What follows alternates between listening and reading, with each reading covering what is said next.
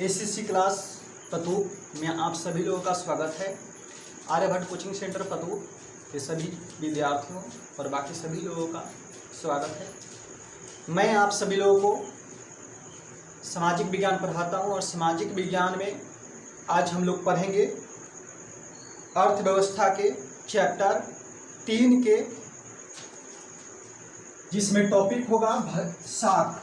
Topic है साख, लिखा हुआ है चैप्टर 3 मुद्रा, बचत एवं साख।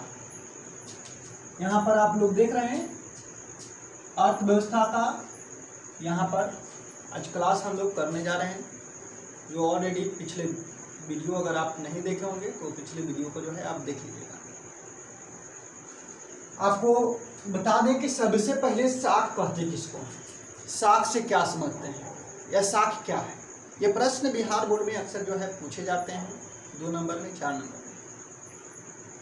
साख क्या है या साख किसे कहते हैं, साख से क्या समझते हैं, फिर उसे क्वेश्चन ऐड कर देता है 4 नंबर में कि साख के कौन कौन से आधार हैं। तो इसलिए आप लोगों को थोड़ा सा ये ध्यान रखना है। तो हम जानेंगे कि साख क्या है। तो साख का मतलब सबसे पहले होता है कि भरोसा या विश्वास।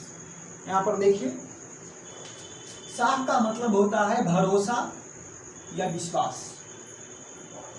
यानी जब हम देखते हैं कि कोई व्यक्ति को कुछ देते हैं, कुछ वस्तु देते हैं, जैसे कि मान लीजिए कि हम जो है अपना कोई वस्तु दिए, मान लीजिए कि साइकिल ही दिए, तो हमारा और उस व्यक्ति में, उस व्यक्ति का साख मजबूत है, अच्छा है। मतलब कि उसका भरोसा मुझ पर अच्छा है कि वह मेरा सामान लेकर के जो गया है वह सामान मेरा पुनः वापस कर देगा।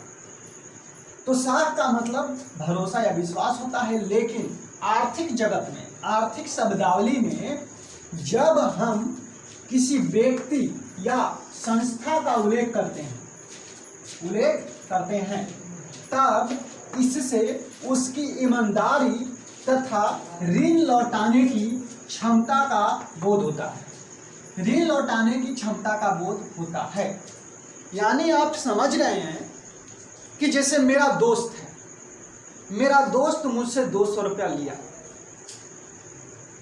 तो जब 200 लिया रुपया मुझसे, तो वह निश्चित एक समय है कि उस निश्चित समय में पुनः मेरा जितना लिया था उतना ही वापस करेगा। यानी कि इस बात से यह प्रमाणित होता है कि उसका साख मुझ पर क्या है, मजबूत है, या उस पर मेरा साख क्या है, मजबूत है कि मैंने उस व्यक्ति को दिया तो वह मेरा पुनः उतना ही पैसा वापस लौटा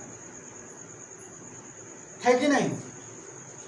जिससे देखिए कह रहा है कि इसी विश्वास के आधार पर, यानी इसी भरोसा के आधार पर या विश्वास के आधार पर एक व्यक्ति या संस्था दूसरे व्यक्ति या संस्था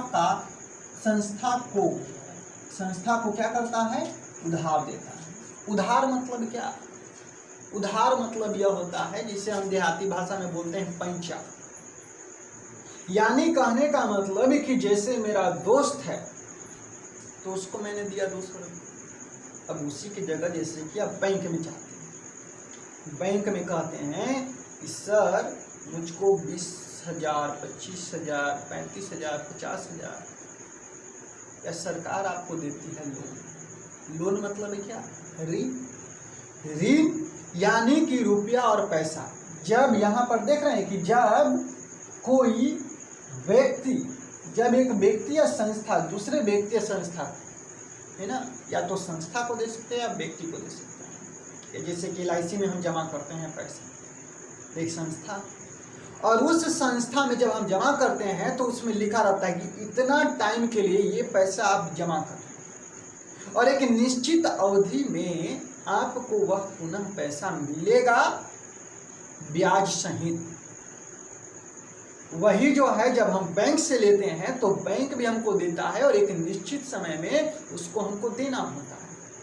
तो यही होता है साख। यहाँ पर साख के विषय में प्रोफेसर साहब हमारे बता रहे हैं प्रोफेसर जीड हैं। आप देखिए, आप सभी बिहार बोर्ड के विद्यार्थियों को हम ज़्यादा प्रेशराइज करके यही कहेंगे कि अपना जो क्लास शुरू करने जा रहे हैं वीडियो क्लास, तो उससे पहले अपने समक्ष संबंधित क्लास से आप किताब रख लीजिए, जहाँ से पढ़ाई होने जा रहा है उसको सामने रखिए, जिससे कि आपको पता चले कि सर कहाँ से बता रहे हैं और कहाँ से पढ़ा रहे हैं।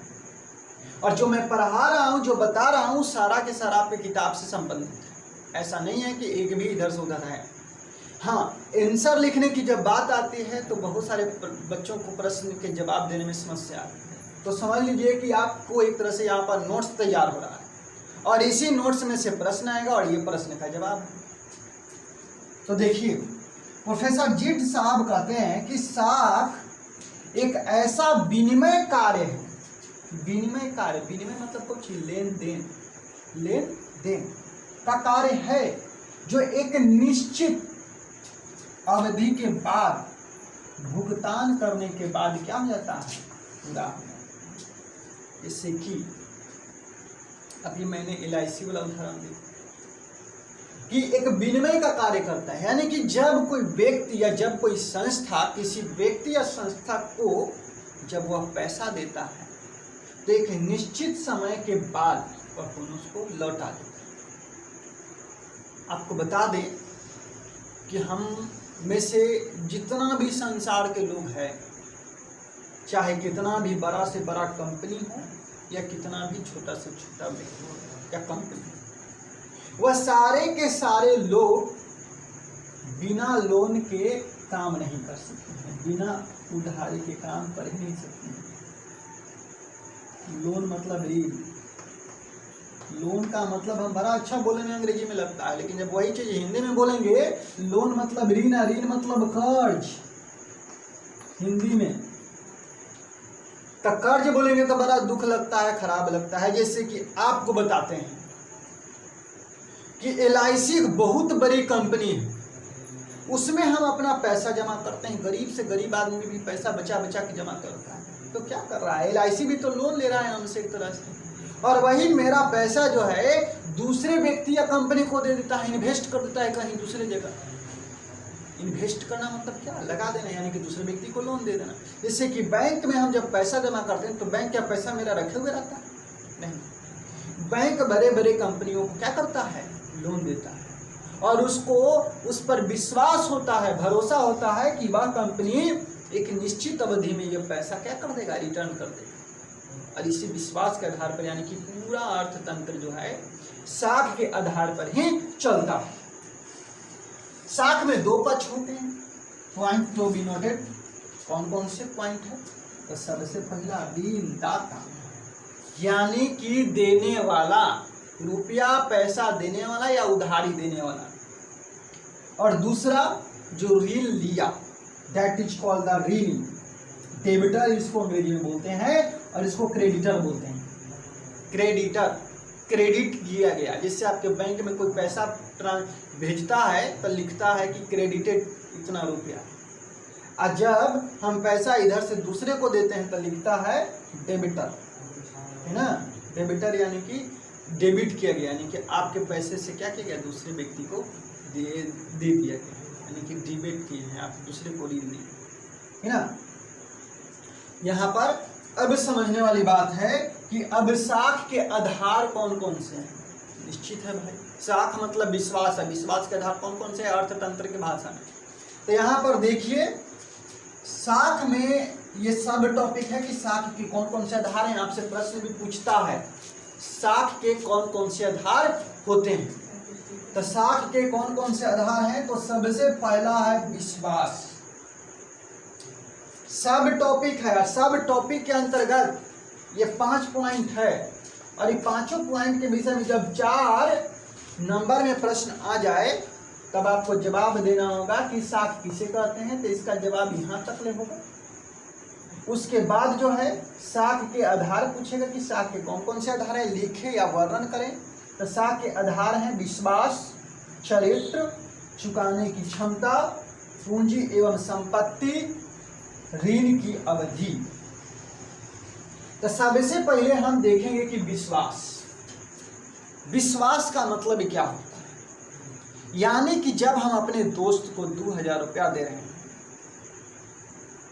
तो मुझको पूरा विश्वास है, कॉन्फिडेंस है कि मैं अपने दोस्त को जो 200 रुपया दे रहा हूँ एक निश्चित अवधि में, एक समय में वह पैसा क्या करेगा, वापस करेगा, क्योंकि कॉन्फिडेंट है पूरी तरह से, वह मुझको लौटा देगा। दूसरा, चरित्र। चरित्र का मतलब ये नहीं है कि आप किस रंग के चाल ढाल के हैं, जिसे उतना नहीं है। चरित्र जो आप समझते हैं वो नहीं।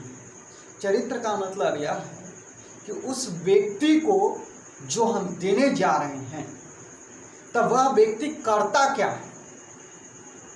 आप देखिएगा, जैसे बैंक में लोन लेने गए, तब बैंक में लोन लेने जाते हैं तो सबसे पहले आपसे पूछता है प्रमाण, कि बताइए क्या प्रमाण है कि आप इस क्षेत्र के नागरिक हैं, यहाँ के देश के नागरिक हैं। प्रमाण मांगा, यानी कि एक तरह से आपका कैरेक्टर देखने जा रहा है। दूसरा देखता है कि आप करते क्या हैं, इनकम कितना है आपकी। अब इनकम है 1000 रुपया, आप मांगेगा उससे कि 10,000 रुपया दीजिए हमको, तो पॉसिबिलिटी है बैंक नहीं दे पाएगा। या मान लीजिए कि हम किसी अपने दोस्त को ही देते हैं, भर दिन देखेंगे खा पी के सोया रहता है और उल्टे हम ही से कर्ज कमाता धमाता कुछ नहीं, जबकि कर सकता है। तो इसका मतलब ये निकलता है कि वह ठीक कैरेक्टर वाला नहीं है, यानी कि वह पैसा दे नहीं। तो आज की डेट में यही मतलब है ना। चरित्र का मतलब यही निकलता है कि जब किसी व्यक्ति को हम देते हैं रुपया पैसा, अगर वह व्यक्ति कुछ नहीं करता है, काम धंधा नहीं करता है, कुछ नहीं करता है, तो उसका जो है हम नहीं दे पाते हैं। अगर वही कोई करता है, जैसे कि बैंक है, आप देखते होंगे कि सरकारी नौकरी वाला को बहुत आसानी से लोन मिल जाता है, जबकि वही अगर आप जाइएगा प्राइवेट नौकरी वाले जनरल, तो वहाँ पर लोन मिलना बहुत मुश्किल होता है। क्यों? क्योंकि उसको पता होता है कि अब व्यक्ति जो है देगा कि नहीं देगा, जिसकी कोई गारंटी नहीं। अगला है चुकाने की क्षमता, ये भी रिलेटेड है इसी से, चरित्र से। यानी कि अगर हम किसी व्यक्ति को दिए तो वह व्यक्ति चुका पाएगा कि नहीं चुका पाएगा। इसे कहने का मतलब कि मान लीजिए कि कोई व्यक्ति मेरा दोस्त है, अब वह मुझसे मांग रहा है 20 लाख रुपया। अब 20 लाख रुपया मांग रहा है, अब वह व्यक्ति जिसकी कमाने की क्षमता मात्र 10,000 15,000 है, तो क्या वह दे पाएगा?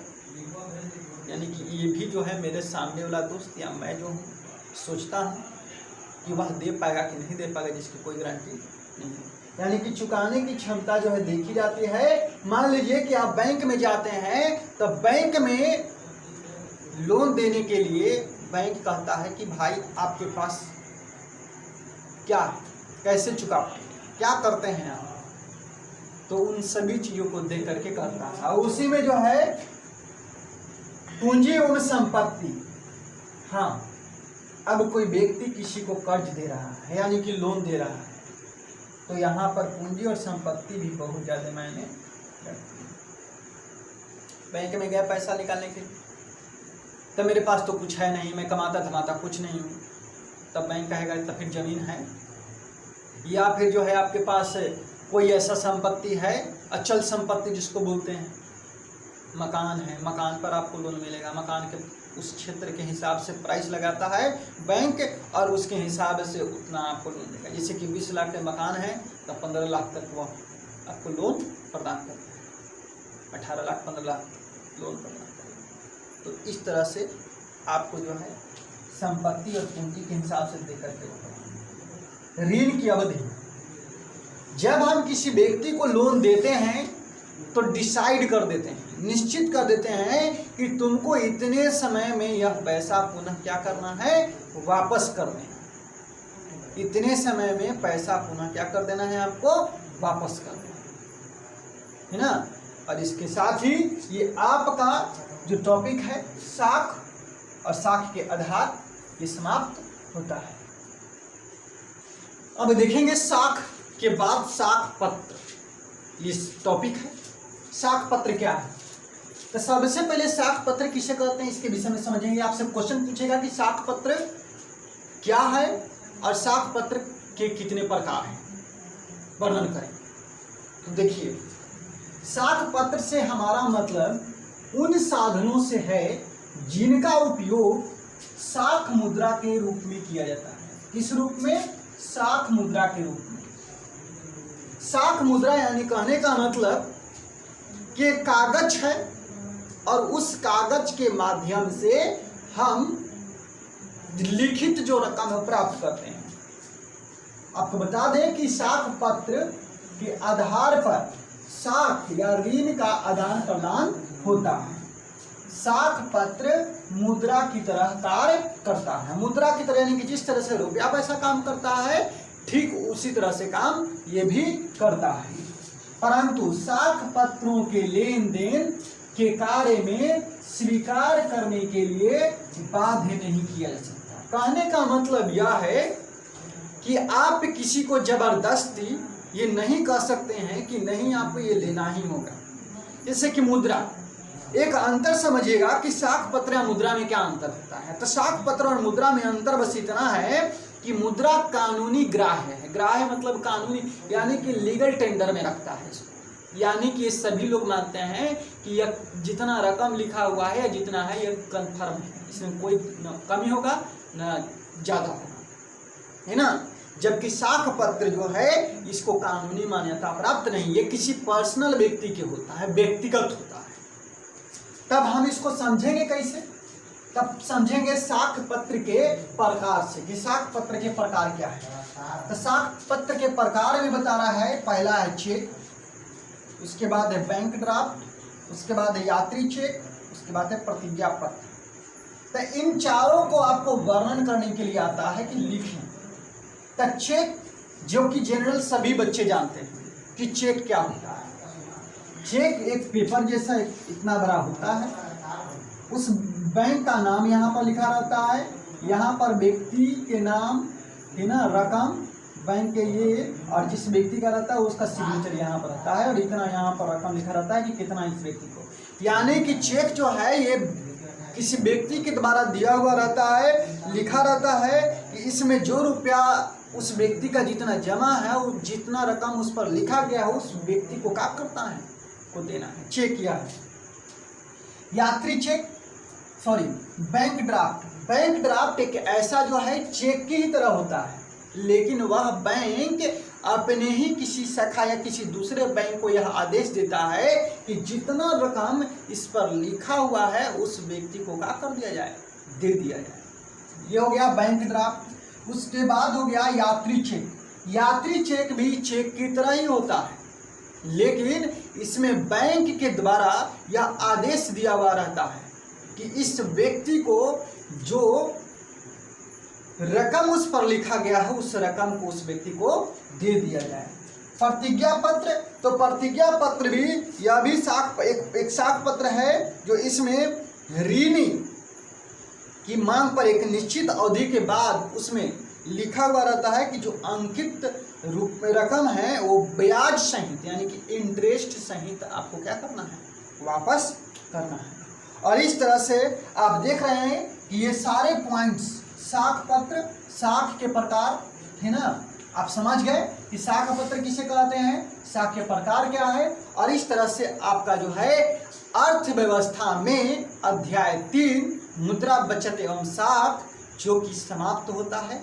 और इस वीडियो के अंतिम में हम बस इतना ही कहेंगे कि इससे संबंधित जो चैप्टर में जितने भी ऑब्जेक्टिव और सब्जेक्टिव प्रश्न हैं उन सभी को आप बनाएं और बना करके देखें, और आपका जवाब सभी के सभी यहीं पर उपलब्ध है।